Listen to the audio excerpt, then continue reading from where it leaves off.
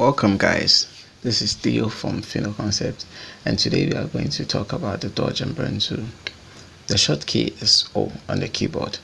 Now the dodge tool, what it does is that adds light to certain places. So let me show you what I mean.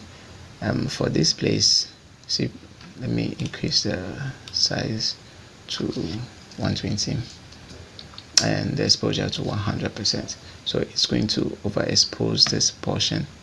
So you notice that this portion becomes lighter when I brush over them. So it's increasing the exposure of that portion I'm clicking and dragging over. And basically that's just it. It does nothing else. It just increases the exposure of the part you click and drag over. The burn tool does the opposite. Instead of making it overexposed, it actually darkens it. So if I click and drag over this portion becomes darker. This is a very useful tool if you are editing photos, because in your photo manipulation and other stuff you should be using them a lot, and we are going to talk about them into detail. So that's the burn tool. The sponge tool, it just takes part of the image away. So I guess this is self-explanatory. I'm not into that today. Next off is the pen tool. Now the pen tool is also a selection tool and a work path tool. It does so many things. So let's just begin with the selection. So let me use the eye because it's too small. So the pen tool, we can activate it by pressing it. We can activate by pressing the P key on the keyboard.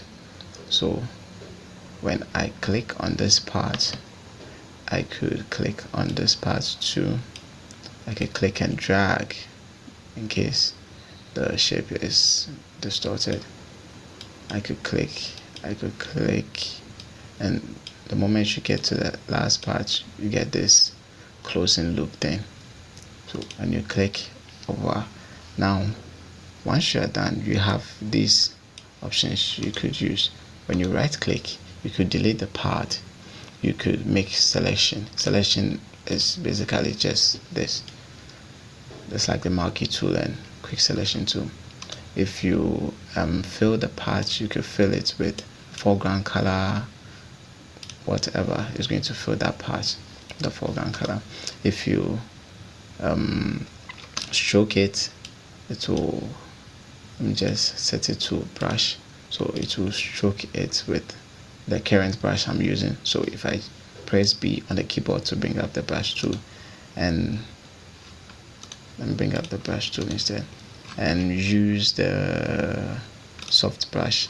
Now if you go back to our pen tool, right click and select stroke path, set to brush.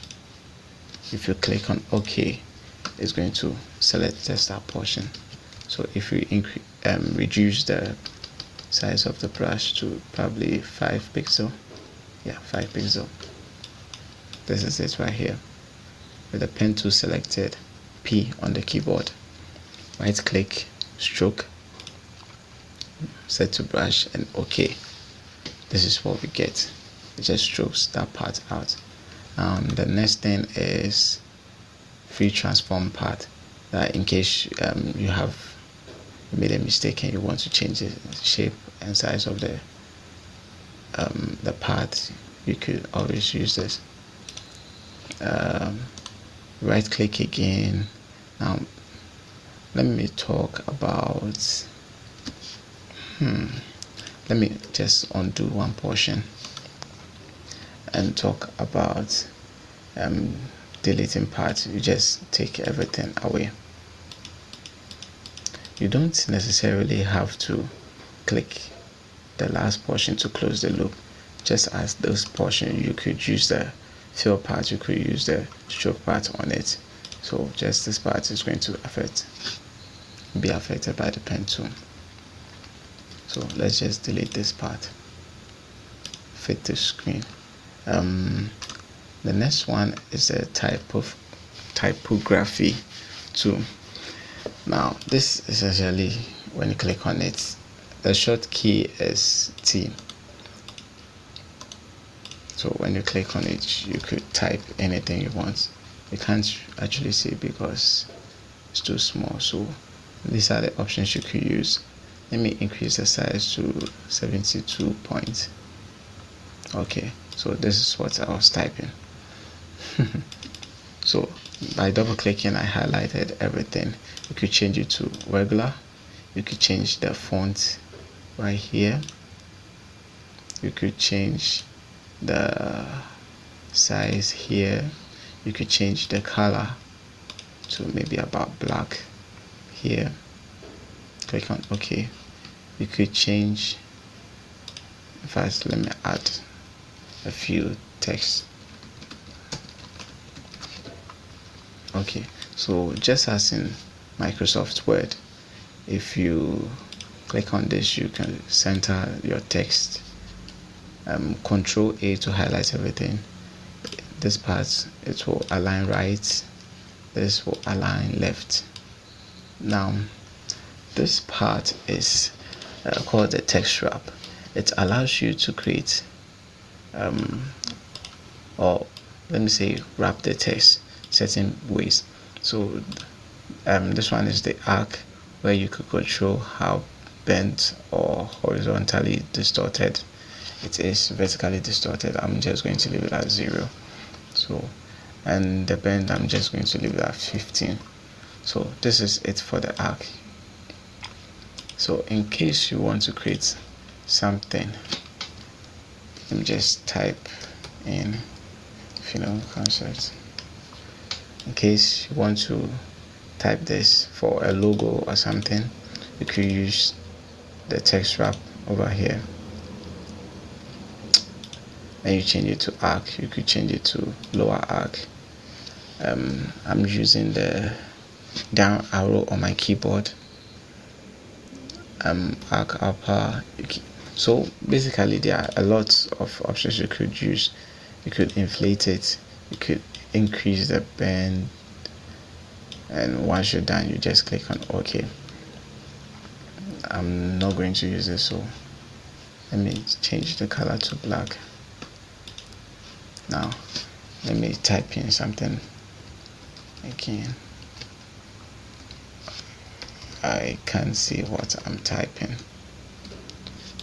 Let me set it to 72 points. Now if I select everything, I could change this to 3D. I don't want to be talking about it. We're talking about 3D in our subsequent videos. For this video, I just want to show you that you have 3D options too. So when we go back to our layers workspace, when we leave our 3D workspace and go back to our layers workspace, know that this image, this text right here becomes a 3D text. So let me just delete that up. And the next off is our direct path selection tool, just like the direct tool. So if I create a shape right here, let me use the rectangular tool rather. Create a shape right here with the direct path selection tool. I could move this image just like the move tool. I could select from the edges or from the center. Now if I hold down Control, I could change the size, or I could distort the shape of the image.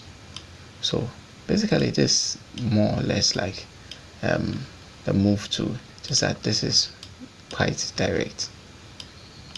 It's like the direct tool in Adobe Illustrator. I think we are done with that. The next one is the rectangular tool. Now the rectangular tool allows you to create, probably I should talk about this in the next tutorial, so I'll see you guys in the next one.